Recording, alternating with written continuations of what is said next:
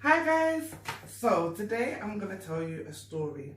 This story is a good story, okay? It's called Henry's Freedom Box and it's by Ellen Levine and Kadir Nelson. You ready?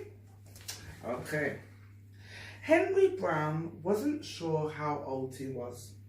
Henry was a slave and slaves weren't allowed to know their birthdays. Henry and his brothers and sisters worked in the big house where their master lived. Henry's master had been good to Henry and his family, but Henry's mother knew that things could change. Do you see those leaves blowing in the wind? They are torn from the trees like slave children are torn from their families. One morning, the master called for Henry and his mother.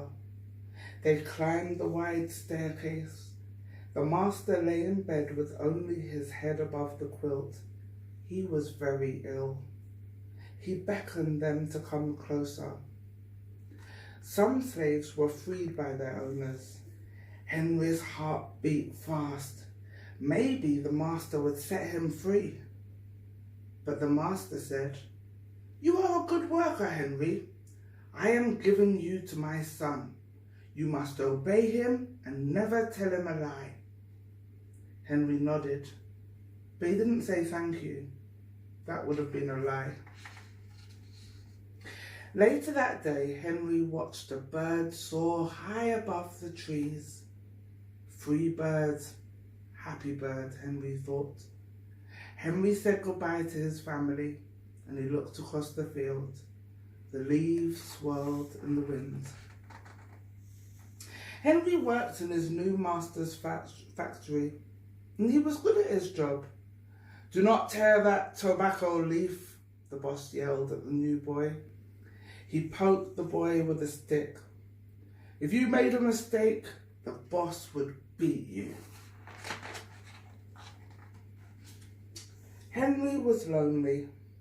One day he met Nancy, who was shopping for her mistress. They walked and talked and agreed to meet again. Henry felt like singing, but slaves didn't dare to sing in the streets.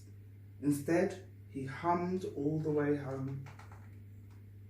Months later, Henry asked Nancy to be his wife. When both the masters agreed, Henry and Nancy were married. Soon there was a little baby, and then another, and then another. Henry knew they were very lucky. They lived together even though they had different masters. But Nancy was worried. Her master had lost a great deal of money. "I'm afraid he will sell our children," she said. Henry sat very still. Henry worked hard all morning. He tried to forget what Nancy had said. His friend James came into the factory. He whispered to Henry, "Your wife and children were just sold at the market." "No," cried Henry. Henry couldn't move. He couldn't think.